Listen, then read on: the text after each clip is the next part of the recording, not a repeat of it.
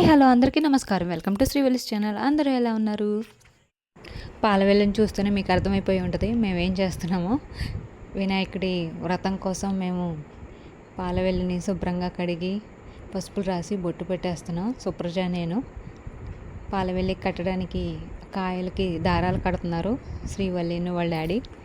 మనం ఏదైనా ఒక పనిని మొదలు పెట్టేటప్పుడు ఆ పనిలో ఆటంకాలు కలగకుండా విఘ్నాలు తొలగించేలా చూసుకునే దైవమే విఘ్నేశ్వరుడు. అందుకనే మనం ఏ కార్యక్రమాన్నైనా ప్రారంభించే ముందు పూజలు, నోములు, వ్రతాలు ఇలాంటివి చేసే ముందు ఆ గణనాథునికే తొలి పూజలు చేస్తుంటాం. పార్వతీ పరమేశ్వరుల పుత్రుడైన వినాయకుడు భాద్రపద మాసం శుక్లపక్ష చవితి నాడు జన్మించాడు. అదేవిధంగా గణాధిపత్యం కూడా ఆ రోజునే వచ్చిందని చెప్పేసి ఇక వినాయక చవితిని మనం చేసుకుంటుంటాం. పాలవెల్లిని అయితే రెడీ చేసేసుకుంటున్నాం ముందే.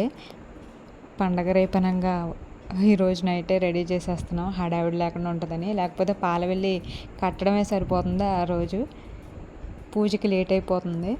అందుకనే ముందు రోజు నైటే కట్టేసుకుంటున్నాం. మొక్కజొన్న బొట్టలు, బత్తాయికాయలు, యాపిల్స్, వినాయకుడికి ఇష్టమైన మారేడు, వెలగపండు ఇవన్నీ కూడా కట్టేస్తున్నాం. ఇంక ఇలాగా పళ్ళతో పాలవెల్లికైతే కట్టేసుకున్నాం. ఇక పొద్దున్నే లేచి ఇల్లంతా శుభ్రం చేసుకొని స్నానాలు చేసి ఇక పండగ అంటేనే మామిడి తోరణాలు, పూలదండలు కదా, ఇక వాటిని పెట్టిచ్చేస్తున్నాం. వినాయకుడిని తీసుకొస్తున్నారు.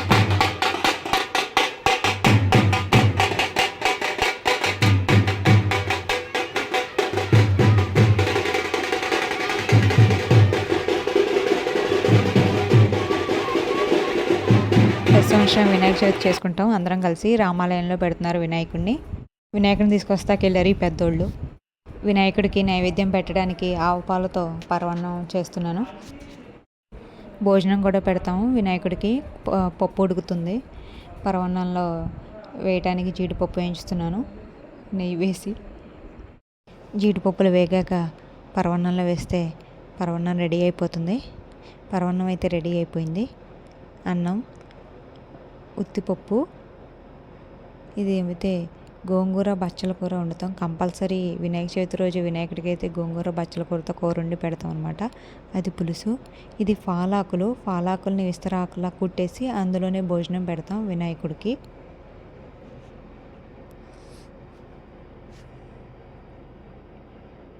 ఇంకా ఉండ్రాళ్ళు, వడపప్పు, సలివిడి ఇవి కూడా రెడీ అయిపోయాక నేను కూడా రెడీ అయిపోయి పూజని స్టార్ట్ చేయబోతున్నాను. పాలవెల్లికి మామిడాకులు కూడా కట్టేసాం. అలాగే వినాయకుడికి ఎంతో ఇష్టమైన 21 రకాల పత్రాలు పూజ చేస్తారు కదా, వాటినన్నిటినీ పాలవెల్లిలో వేస్తాం. ఇలాగా 21 రకాలతో చేయాలనేం లేదు, మనకి ఎన్ని దొరికితే అన్నిటితోనే పూజ చేసుకోవచ్చు. ఎన్ని ఉన్నా లేకపోయినా గరికతో పూజ చేసిన ఆ వినాయకుడికి ఎంతో ఇష్టం. పూర్వం గజరూపం కల రాక్షసుడు పరమశివుడికి భక్తుడు. శివుని కోసం ఘోరమైన తపస్సు చేయగా శివుడు ప్రత్యక్షమై ఒక కోరిక కోరుకోమంటాడు. అప్పుడు ఆ రాక్షసుడు ఎప్పుడూ కూడా నా ఉదరం నందే నివసించాలని కోరతాడు. ఆ శివుడు అతని కోరికను మన్నించి ఆ గజాసురుని కడుపులో ప్రవేశించి నివసించడం సాగించాడు. కొద్ది రోజులకి ఈ విషయం తెలుసుకున్న పార్వతీమాత మహావిష్ణువు దగ్గరికి వెళ్ళి తన భర్తను ఎలాగైనా కాపాడాలని వేడుకుంది. అప్పుడు మహావిష్ణువు గంగిరెద్దును ఆడించేవాళ్లాగా, నందీశ్వరుడు గంగిరెద్దులాగా, మిగిలిన దేవతలందరూ వాయిద్యాలను వాయించేవాళ్ళలాగా ఆ గజాసురుని దగ్గరికి వెళ్ళి సన్నాయి మేళాలు వాయిస్తూ నందిని ఆడించారు. అది నచ్చిన గజాసురుడు మీకేం కావాలో కోరుకోండని విష్ణుమూర్తిని అడగగా అప్పుడు విష్ణుమూర్తి నీలో ఉన్న శివుణ్ణి ఇచ్చేయమని అడిగాడు.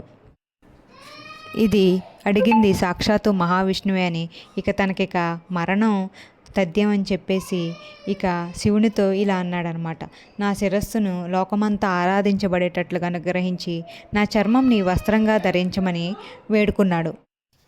అలాగే అని చెప్పేసి అభయమిచ్చిన తర్వాత విష్ణుమూర్తి నందికి సైగ చేయగా నంది తన కొమ్ములతో గజాసురుని చీల్చి చంపాడు. బయటకు వచ్చిన శివుడు శ్రీహరిని స్తుతించాడు.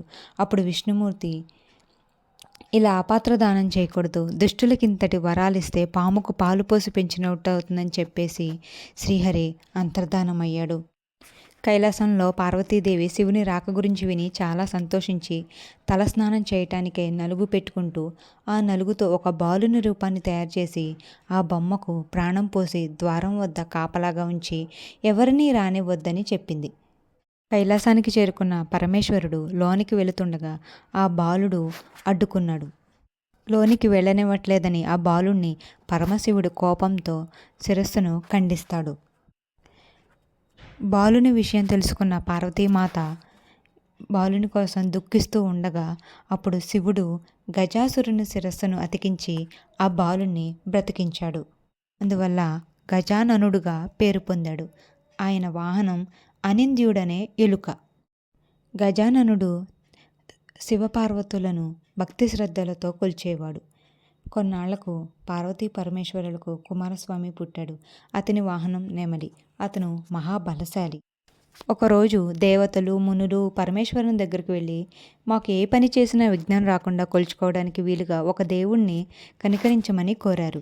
ఆ పదవికి గజాననుడు కుమారస్వామి ఇద్దరూ పోటీ పడ్డారు. ఆ సమస్య పరిష్కరించడానికి శివుడు మీలో ఎవరైతే ముల్లోకాలలోని అన్ని పుణ్యనదులలో స్నానం చేసి ముందు వస్తారో వాళ్లే ఈ పదవికి అర్హులు అన్నాడు. దానికి అంగీకరించిన కుమారస్వామి వెంటనే తన నెమలి వాహనమెక్కి వెళ్ళిపోయాడు. గజాననుడు మాత్రం చిన్నబోయిన ముఖంతో తండ్రి, నా బలాబలాలు తెలిసి మీరు ఇలాంటి షరతు విధించడం సబబేనా? నేను మీ పాదసేవకుడిని కదా, నా మీద దయతలిచి ఏదైనా తరుణోపాయం చెప్పమని కోరాడు. అంతటా శివుడు దయతో ఈ మంత్రం చెప్పాడు. సకృన్నారాయణే త్రుక్త్వా పుమాన్ కల్పశత త్రయం గంగాది సర్వతీర్థేషు స్నాతో భవతి పుత్రక. ఆ మంత్రాన్ని జపిస్తూ గజాననుడు తల్లిదండ్రులకు ప్రదక్షిణ చేసి కైలాసంలోనే ఉండిపోయాడు. అక్కడ కుమారస్వామికి 3,50,00,000 నదులలో ఏ నదికెళ్ళినా అప్పటికే గజాననుడు ఆ నదిలో స్నానం చేసి తనకెదురొస్తున్నట్లు కనిపించేవాడు. అన్ని నదులు తిరిగి కైలాసానికి వచ్చేసరికి అన్నగారు తండ్రి పక్కనే ఉన్నాడు. తన అహంకారానికి చింతించి, తండ్రి, అన్నగారి మహిమ తెలియక ఏదో అన్నాను, నన్ను క్షమించి అన్నకు ఆధిపత్యం ఇవ్వండి అని చెప్పాడు. ఆ విధంగా భాద్రపద శుద్ధ చవితి రోజు గజాననుడు విఘ్నేశ్వరుడైనాడు. ఆ రోజు విఘ్నేశ్వరుడికి అనేక రకాలైన పిండి వంటలు, కుడుములు, టెంకాయలు, పాలు, తేనె, అరటిపళ్ళు, పానకం, వడపప్పు అన్నీ సమర్పిస్తారనమాట. అప్పుడు అవన్నీ తినేసి విఘ్నేశ్వరుడు కైలాసానికి చేరుకుంటాడు. ఎప్పట్లాగానే తల్లిదండ్రులకు వంగి నమస్కారం చేయబోతే తన వల్ల కాలేదు. చేతులు అసలు నేల కాంతేనా పొట్ట వంగితేనా అలా విఘ్నేశ్వరుడు అవస్థపడుతుంటే శివుని శిరస్సుపై ఉన్న చంద్రుడు పకపక నవ్వాడు. చంద్రుని చూపి సోకి వినాయకుని పొట్ట పగిలి కుడుములన్నీ దొర్లుకుంటూ బయటకొస్తాయి. పార్వతీదేవి దుఃఖించుచు చంద్రుని ఇలా శపించింది. ఓరీ పాపాత్ముడా, నీ చూపు తగిలి నా కొడుకు మరణించాడు. అందుకని నిన్ను చూసిన వాళ్ళు పాపాత్ములై నీలాప నిందలు పొందుతారని శపిస్తుంది. ఆ సమయంలోనే సప్త ఋషులు యజ్ఞం చేస్తూ తమ భార్యలతో అగ్నికి ప్రదక్షిణాలు చేస్తున్నారు. అగ్నిదేవుడు ఆ ఋషిపత్నులను చూసి మోహించాడు. కానీ ఋషుల శాపాలకు భయపడ్డాడు. అతని కోరిక గ్రహించిన అగ్నిదేవుని భార్య ఒక్క అరుంధతి రూపం తప్ప మిగతా అందరి రూపం ధరించి అతనికి ప్రియం చేసింది. ఋషులది చూసి తమ భార్యలేనని తలచి వాళ్లను వదిలివేశారు. దీనికి కారణం వారు చంద్రుని చూడటమే. దేవతలు మునులు వెళ్ళి శ్రీ మహావిష్ణువుకి విన్నవించుకోగా ఆయన సర్వజ్ఞుడు కాబట్టి అసలు విషయం తెలుసుకొని ఋషులకు వివరించి వాళ్ల కోపం పోగొట్టాడు. కైలాసానికి వచ్చి విఘ్నేశ్వరుని పొట్టను పాముతో కుట్టించి అమరత్వాన్ని ప్రసాదించాడు. అప్పుడు దేవతలు మొదలగు వారంతా, ఓ పార్వతి, నీవిచ్చిన శాపం వల్ల లోకానికే ముప్పు, నీ శాపాన్ని ఉపసంహరించు అన్నారు. పార్వతి కూడా తన కుమారుని ముద్దాడి ఏ రోజైతే చంద్రుడు ఆ కుమారుని చూసి నవ్వాడో ఆ రోజు చంద్రుడిని చూడరాదు అని శాప విమోచనాన్ని కలగజేసింది. ఆ రోజు భాద్రపద శుద్ధ చతుర్థి. ఆ రోజు చంద్రుడిని చూడకుండా అందరూ జాగ్రత్తగా ఉన్నారు. ఇలా కొన్నాళ్ళు జరిగింది.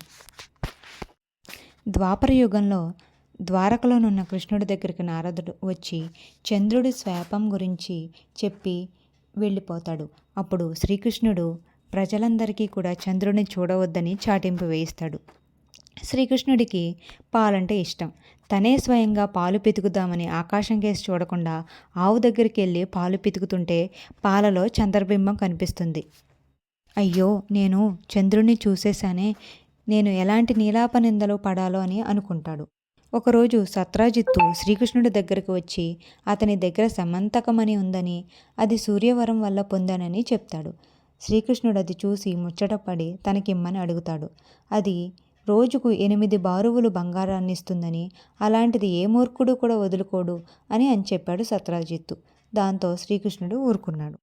ఒకరోజు సత్రాజిత్తు తమ్ముడు ప్రసేనుడు ఆ మణిని కంఠంలో ధరించి వేటాడడానికి అడవికి వెళ్ళాడు. అక్కడ ఒక సింహం ఆ మణిని చూసి మాంసం అనుకొని అతనిని చంపి మణిని తీసుకొని పోతుండగా, జాంబవంతుడనే ఒక బల్లూకం సింహమును చంపి మణిని తన గుహకు తీసుకుపోయి తన కూతురికి ఆట వస్తువుగా ఇచ్చాడు. మణిని ఇవ్వకపోవడం వల్లే తన తమ్ముణ్ణి చంపాడనే వార్తని సత్రాజిత్తు అందరికీ చాటింపు వేస్తాడు. శ్రీకృష్ణుడు ఎలాగైనా ఆ నిందను పోగొట్టుకోవడానికి అందరితో కలిసి అడవికి వెళతాడు. అప్పుడు ఆ బల్లూకం అడుగుజాడలతో ఆ గుహలోకి వెళ్ళి మణిని తీసుకోగా, జాంబవంతుడు కోపంతో యుద్ధం చేస్తాడు. తనతో యుద్ధం చేసేది శ్రీరామచంద్రమూర్తి అని గ్రహించి జాంబవంతుడు క్షమించమని వేడుకొని జాంబవతిని అలాగే మణిని కూడా ఇచ్చేస్తాడు. అసలు విషయం తెలుసుకున్న సత్రాజిత్తు పశ్చాత్తాపం చెంది క్షమాపణ కోరి తన కుమార్తె అయిన సత్యభామని భార్యగా స్వీకరించమని ఆ మణిని కూడా కానుగ్గా ఇస్తాడు. అప్పుడు ఋషులు, దేవాది దేవతలు శ్రీకృష్ణుడి దగ్గరకు వచ్చి, స్వామి, మీరు సమర్థులు కనుక నీలాపనిందలో తొలగించుకున్నారు, మాలాంటి వాళ్ళకి ఎలాగాని వేడుకోగా, అప్పుడు శ్రీకృష్ణుడు భాద్రపద శుద్ధ చవితి రోజు ప్రమాదవశాన చంద్రదర్శనం అయిన ఆ రోజు పొద్దున గణపతిని యథావిధిగా పూజించి శమంతకమణి కథను విని పూజాక్షతలు తల మీద వేసుకుంటే ఎలాంటి అపనిందలు పొందరని సెలవిచ్చాడు. అప్పటి నుంచి ప్రతి సంవత్సరం భాద్రపద శుద్ధ చతుర్థి రోజు దేవతలు, మహర్షులు, మనుషులు అందరూ కూడా గణపతిని పూజించి శమంతకమణి కథను చదివి కథాక్షతలు తలపై వేసుకుంటారు. వినాయకుడికి మేము కుడుములు కూడా తయారు చేస్తాం, బొబ్బరపప్పుతో చేస్తాం అనమాట. అది ఇక పగల కుదరదని చెప్పేసి సాయంత్రం చేసుకొని సాయంత్రం దేవుడికి నివేదన చేస్తాం. ఇక వినాయకుడికి గుంజీలు తీయడం అంటే చాలా ఇష్టం కదా. పిల్లలు గుంజీలు తీసి సాష్టాంగ నమస్కారం చేస్తున్నారు. పిల్లలందరికీ కూడా విద్య, మంచి బుద్ధి సిద్ధించాలని వినాయకుడిని వేడుకుంటున్నాను.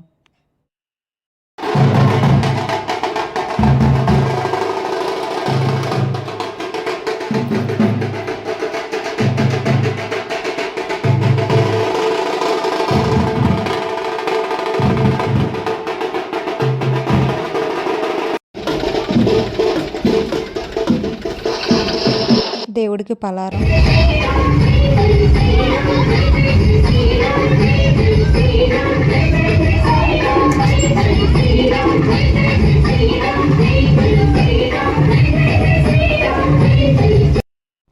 మూడు రోజుల తర్వాత దేవుణ్ణి నిమజ్జనం చేసే ముందు ఇలా ఊళ్ళో ఊరేగిస్తారనమాట. ఇక మేమైతే నీళ్లు పోసి ఇలాగా పలారం ఇస్తాము. ఇలా నవరాత్రులు అయ్యే వరకు ఊర్లో పెట్టిన వినాయకుల్ని ఇలా ఊరేగిస్తూ ఉంటారు. మేము ఇలాగే ప్రతి వినాయకుడికి కూడా పలారం ఇస్తూ ఉంటాము. ఇలా 11 రోజులు కూడా వినాయకుల ఊరేగింపులతో సందడిగా ఉంటుంది. ప్రతి వినాయకుడికి కూడా ఇలాగే మేము పలారం ఇస్తూ ఉంటాం. ఇప్పుడు రామాలయంలో పెట్టిన వినాయకుడిని ఊరేగిస్తున్నారు.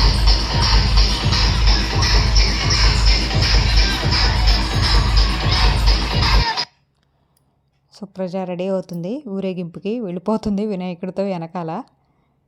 మేము కూడా వెళ్తాం అనమాట కొంచెం అక్కడ దాకా వినాయకుడిని సాగడానికి.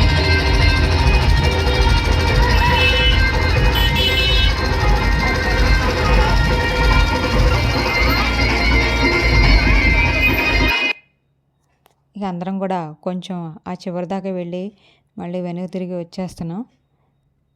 ఇక అందరం కూడా ఇలాగే వినాయకుడు వెనకాల వెళ్ళి వస్తుంటాం. చక్కగా సరదాగా ఉంటుందన్నమాట. వినాయకుడు వెళ్ళిపోతుంటే చాలా బాధగా ఉంది. ఇక ఇంట్లో ఉన్న వినాయకుడిని అయితే నిమజ్జనం చేస్తున్నాం.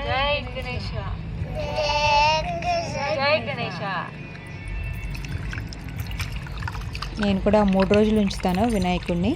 3వ రోజు పగలు పూజ చేసి నైవేద్యం పెట్టాక కలుపుతాను.